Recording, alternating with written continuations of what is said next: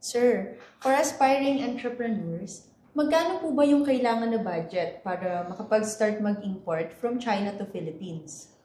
Okay. Depende yung budget based on the item and type of freight. For sea freight, for as low as 350, pwede ka na magpadala. For air freight naman, for as low as 490 per kilogram. And nagbibigay po ba kayo ng discounts? Yes, nagbibigay kami ng discount based on volume. So as the volume increases, magbibigay kami ng bigger discounts. Lastly, sir, nag-a-assist din po ba kayo sa paghahanap ng suppliers? Yes, nag-a-assist din kami sa pag-source ng mga suppliers and items. We can help look for suppliers and yung mga items na iniisip nyo.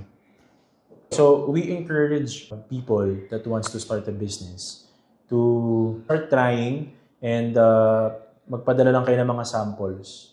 Kahit isang box lang yan. Just to test if okay sa inyo yung item and also just to test the market. No?